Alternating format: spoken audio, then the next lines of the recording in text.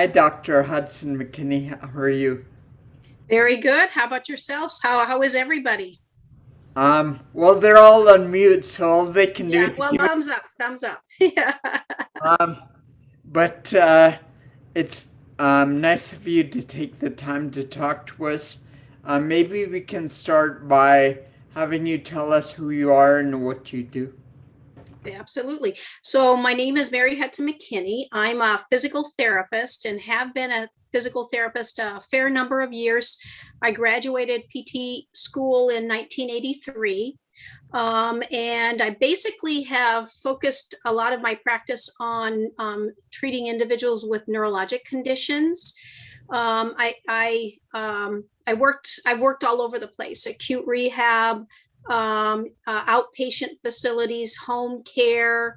I was embedded in a neuro clinic as well as one of the physical therapists. So I've done a lot of things over the course of my tenure as a therapist. And I also have been actively involved in working with individuals with ataxia. And so my students in the past have regularly assisted in the Ataxia Walk and Roll fundraiser in Southern California. And so that's always been a fun thing to participate in. So hopefully that answers your question a little bit, Mark. Yeah. Did you mention what university or what clinic you're based out of? So I'm currently working on an EDD degree. I'm working on my educational doctorate and working through my proposal at AT Stills University, and that's located dually in Arizona, but it's also in Missouri. But I'm doing the program all online, so it's virtual. Right. And how did you get to be in this field? Physical therapy. Well, I in high school I did an ROP class, and I thought I wanted to be a nurse at one point in time. The first day or first couple of days in the ROP program, it became abundantly clear that uh, nursing wasn't quite my path that I was going to take. And so the supervisor suggested that I look into. She said, "You look like a physical therapist," whatever that means. And so I checked out physical therapy in the hospital, and I really liked it. But what really got me very motivated is before I got into PT school, I volunteered at a facility called Casa Colina in Pomona, California, and I spent a couple of years basically assisting, and I just adored it, absolutely adored it. So I've been a neurologic board certified neurologic clinical specialist since 1995. Right. Can you talk about some of the strategies that you mentioned in your dystonia presentation? Well, I actually sent you also one that would be targeted more towards individuals with ataxia. And Right. I was hoping that you would be willing to go ahead and share that with the participants. Sure, we can do that. Okay. I and will actually email it to everyone Yeah. as a PDF afterwards. But But I'll talk it out. I'll talk it out and go right, through it. do you So, want to so share it from your end or should I? can you share it from your end, I possibly? believe so. Just give me a second to open it here. Uh, Taxi General Speakers. And if you make me a co-presenter, I'll be able to go ahead and control it. Right, got it. Okay, so I'll do that. Just opening it now. Okay, and making you a co. Okay, so I'm just opening it now. Okay, And okay, it's open, and now I believe I have to share the screen and then give you control, right? that's correct. Share screen. There's no sound in this, is it? No, none. Okay, and So then I have to give you control, remote control. Give mouse to Mary. Okay, there you go. Okay, very good. So what I did is I put together a little packet of information that I'm hoping will be helpful for everybody. But this is, even we've been going through the COVID issue for a little while. And all places in the United States, each place in the United States has a unique challenge that they're contending with, possibly. Maybe it's beginning to reopen. Maybe it is seeing a surge in COVID cases. So we're seeing a bit of everything. But we know that coping strategies and stress are really important to go ahead and get a handle on, so that you can kind of move through this reality in an effective way. And what I know from experience is usually stress has a negative impact on individuals with all sorts of forms of neurologic diagnoses, including persons with the various ataxia variants. So what I did is I put together a program that looked at exercise, sleep, healthy eating habits, and then stress relieving activities that I'm hoping might be helpful for everyone. And then I also provided my email address, so you're welcome to go ahead and email me if you have any questions that arise. So let me see. Why is this? You can control on Mark Deza's screen. Okay, so let's see now. Can you move it forward, Mark? One slide. It's seeming to not want me to do that. I believe you have to go up. Oh, do I? Okay, all right. Maybe I just need to go do it through here. Click on slideshow. Okay. All on right. Top. I believe on the very top, where it's on the top of the screen, it says slideshow. All right. Let's see. Maybe this is in the way. Yeah, I'm on a Mac, so it might be a little. Okay, might be a little bit different. Yeah. Okay. I think that might be the piece of it. So we're going to be going over these principles today. Here we go. Okay, here we go. Okay, good. Okay, cool. I can control it. So. Okay, very good. And so can you give me the next slide then? So we know that regular exercise is super important for healthy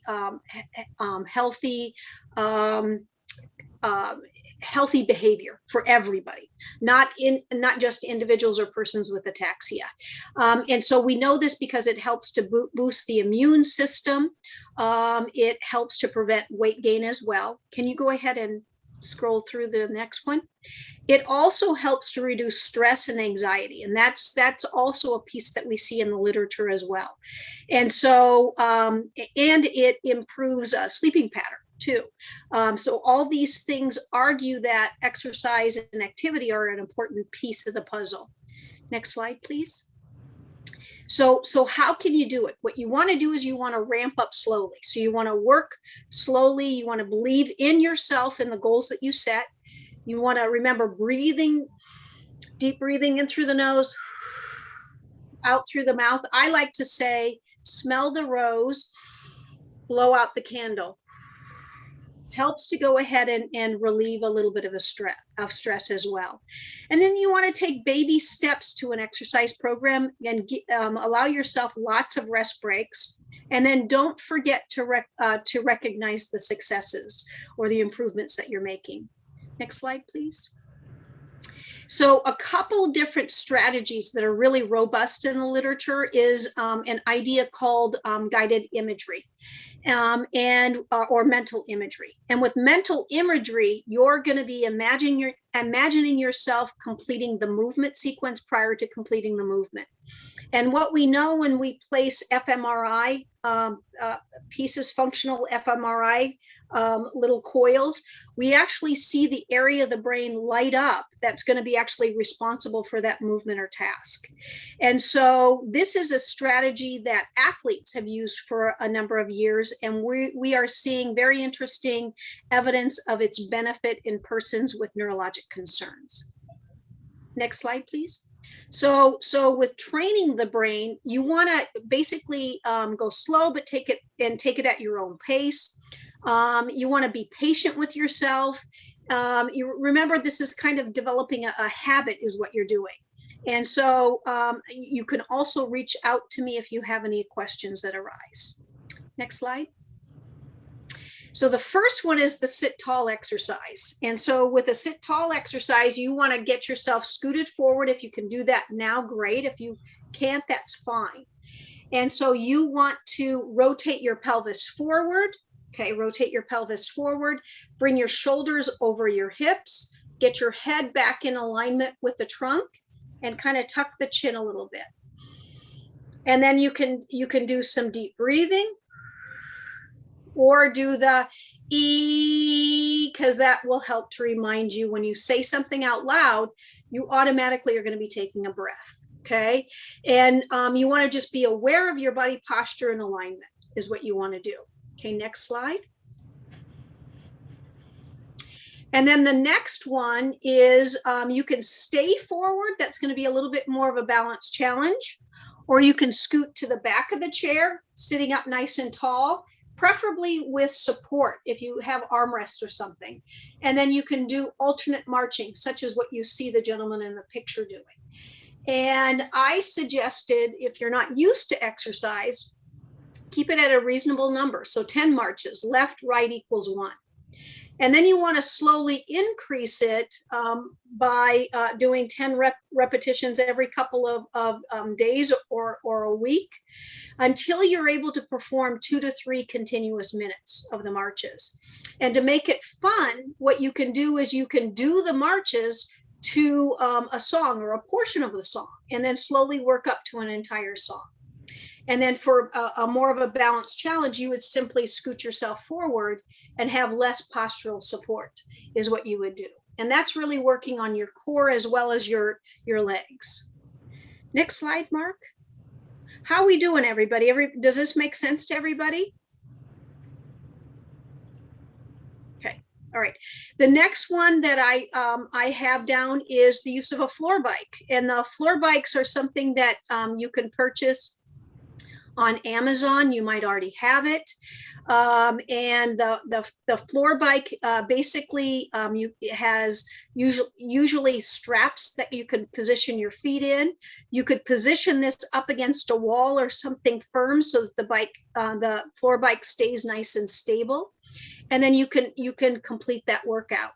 And again, pitch it, if it's a new task or activity, pitch it to a low intensity of only 1 to 2 minutes, and then slowly increase it over several weeks until you're able to do 20 continuous minutes. And again, to motivate yourself, you can bike to music as well. Next slide. That's it. Okay, that's it. Which, okay. Sorry, no. Okay, yeah. I had my focus on. Yeah, not a problem. Not a problem. I'm gonna. It looks. Can you slide back to the bike floor bike slide? I wanted to mention that if there's a need to work on upper body, or you have more control over your upper body, you can place the floor bike on a non-skid mat on a tabletop, and you can also work out your arms as well. Okay, next slide, please. Okay, so the next 2 slides I have are suggestions for seated yoga for beginners. And if you press Control and then click on your mouse, you'll be able to click into this YouTube video. You don't have to do it today, Mark, because they can do that. It's a hot link, so I made sure that the link works. Right. And so it will take you through some exercise options at a beginner level. And you can check out or watch the video initially to see if it looks like it's something doable for you. And then you can try elements of the exercise is what you can do. Next slide, please. Okay, the other exercise that I thought would be fun for everybody is trying out Tai Chi. And so this is a seated Tai Chi exercise program for beginners. And so again, it's hot linked. I double checked it. So you're going to hit the control and then click into, using your mouse, clicking into that hot link. And that should take you into it once you receive the handout. And if that doesn't work, you can always do a control paste and paste the HTTPS address in. And that'll take you to the Google site as well. Okay, and if you have difficulty, or YouTube site as well, if you have difficulty with that, please feel free to reach out and contact me. Tai Chi is wonderful in terms of breathing, working on body posture, slow and controlled movements. And so it's also a wonderful exercise to think about as well. Okay, next slide. So the other piece of the puzzle that we want to be aware of is making sure that everybody is aware of their mental health and how they're feeling. And so we know that it's stressful right now, and it can feel a bit on the overwhelming side. And so some of the suggestions are to remember to not isolate yourself, but reach out. You're doing it with a support group, which is great. Spending time with family, even if it's on FaceTime or Zoom. Joining a book club or a faith-based organization would all be examples that you can do. And you want to remember to do something on a daily basis that brings you joy. And so it can be a very simple thing of seeing the blue sky out there, or seeing a beautiful flower in your garden. And so it can be very, very simple things that bring joy to you. And so you want to remember to do that. And then the other idea I have is virtual tours. And so if you go to the next slide, Mark. Why didn't you go there? There we go. There are several virtual tours that are on here. These are merely suggestions. But there's a San Diego Zoo tour, and San Diego Zoo is a remarkable zoo. So if you love animals, that might be a cool place to check out. If you love nature, Yosemite National Park is a lovely area as well, as is Yellowstone. A fun and cool city is San Francisco. Or you can take a virtual tour of Washington, D.C. during the peak cherry blossom season. And then there's a very interesting San Diego 360 where you're kind of in the middle, and you can look all around, get the camera to give you a 360 view of the San Diego area. So I thought those looked like fun ideas. Next slide. I don't know why it's okay. There we go. And so the other piece of the puzzle is to think about mindfulness. And so we know that mindfulness, or improvements of mindfulness, has health benefits. It also helps us cognitively and helps us to regulate our emotions. And it's a mechanism that will help you to step towards experiencing and feeling joy on a regular basis. Next slide. So here are some of the mindfulness practices that you might want to also take a look at as well. So practice observing. What are you seeing? What are you hearing? What are the body sensations that you're feeling? What are your thoughts that are coming and going? Focus on your breathing even. Keep it nice and simple. And so practicing your observational skills is helpful in terms of developing your mindfulness. Next slide, please. Then you can practice describing. And so you can describe either orally or in your mind's eye, or if you do a journaling it. What are you seeing outside your body? What are your thoughts, feelings, emotions? And again, you can look at focusing in on breathing. And then you could also take it into a practice mode. So moving to music, singing along to a favorite song, singing in the shower if my voice is horrible. So my family would definitely not appreciate me singing out loud around the house. However, I can sing in the shower, or in the car. And I can take a walk or a roll and really get out and enjoy the world as well. Next slide, please. And so you want to get yourself outside, but safely. So a walk or a roll around your yard, the neighborhood, the park. Gardening. There are raised flower beds or vegetable gardens or herb gardens that you could go ahead and take a look at developing. Next slide. And then you also remember you want to reduce your risk. You want to, the CDC mandate is wearing a mask, especially indoors, washing your hands regularly, talk to your doctor about getting vaccinated, remember social distancing, and just be aware that there's a plethora of realities out there in the US at this point in time, county by county, city by city. And so most importantly, you want to be well and be safe. Okay, next slide. So what we covered today, we're really looking at some of the measures that can help reduce the risk or spread of COVID-19, but also get you engaged in exercise and stress relieving activities that will help to infuse joy in your life as well. And so I'm hoping, and you want to eat healthy. Eating healthy and getting optimal sleep is also very important as well.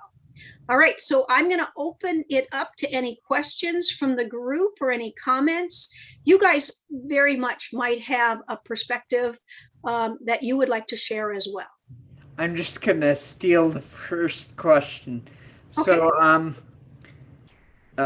you mentioned that, start off slow with an exercise routine and slowly work your way up, right? Mm-hmm. Now, sometimes people may reach a certain level and just sort of stay there, or either because it's more comfortable or whatever. Do you have any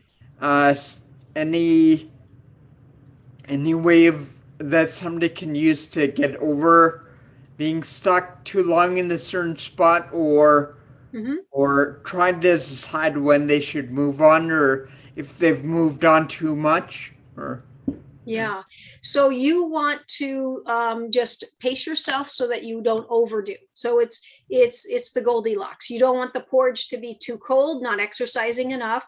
You don't want the porridge to be too hot, exercising too much, and then having issues because of that.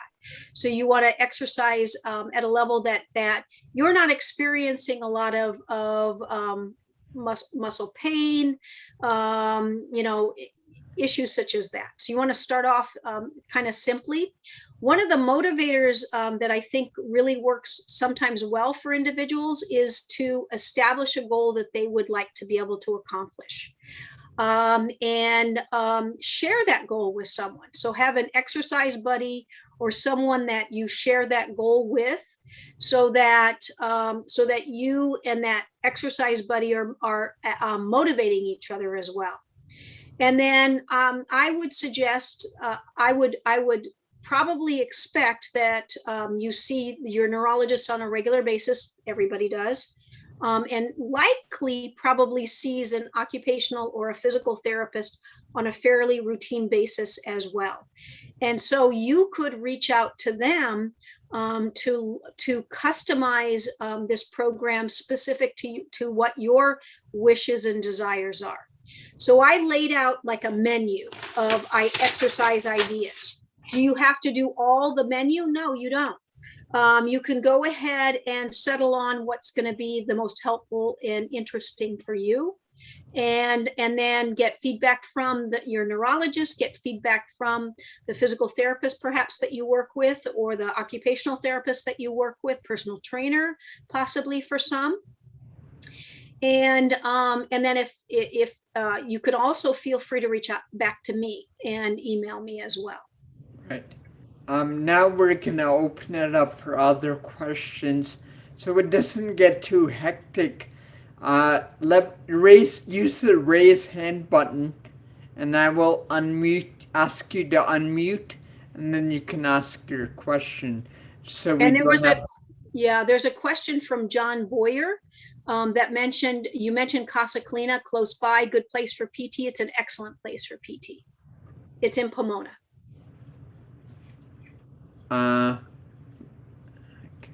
Anybody else have any questions? Just use the raise hand button if you could. Jesse, did you have a question? Oh, Sally does. Let's get Sally, which is, I saw her here. Oh, there she is. Okay. Sally, go ahead. Hi. My question, are you there? Yep. Hi, Sally. Oh, hi, I'm sorry. I'm recovering right now from a breakthrough COVID infection. Oh, okay. And it's been about 3 weeks, and I've had severe vertigo, and it's hanging on now, even though I'm a week and a half or so out of the isolation. Mm-hmm. And I'm wondering, I was thinking maybe I should be talking to my neurologist. I don't know. What do you think? Does the vertigo increase when you move? Yeah, when it was at its worst, it did. Yeah, I couldn't. Okay. Yeah. Does the vertigo increase when you roll to roll? So you're laying down, you roll on one side, you roll on the other. Is that when it increases? Right. I tried to figure that out, and it seemed to be each side equally. Okay. How about when you go from lying down to sitting up? Lying down to sitting up has been very hard. Yes. Okay. Yeah, it sounds to me like you need some specialized care. So this is the exercise program that I talked about is going to be in your future, but I think you need more one-on-one guided time through some of the issues and challenges that you're going through is what I would suggest. Like an ENT or my neurologist, or what are you? So the ENT or otolaryngologist. So that would be so you could go to somebody that has an expertise in vestibular concerns, and then there are physical therapists that are expert in treating individuals with vestibular concerns as well.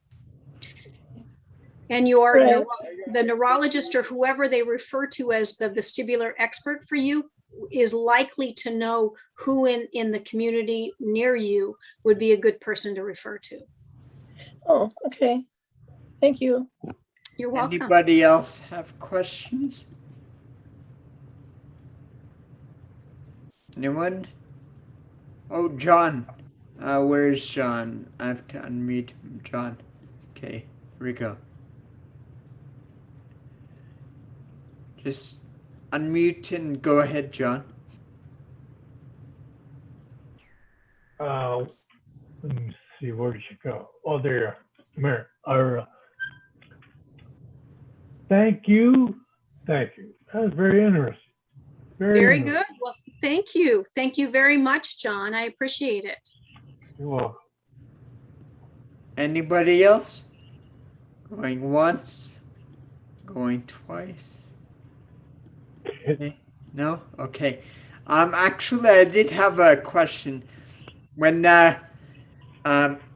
you were suggesting that that Sally might need some specialized care, I was thinking of, because I've read a bit about this stuff, I was thinking of vestibular issues as well.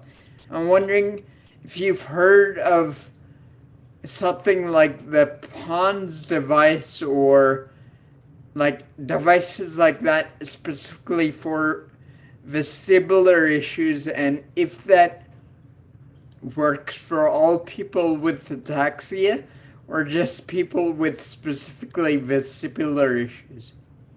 I haven't read the research targeting individuals with ataxia regarding that device. I would suggest going maybe a little bit more into, so I wouldn't make that the first line of trial. I would try being referred to the vestibular physician or expert, the doctor, and then on to exercises that will help to address and mitigate the dizziness.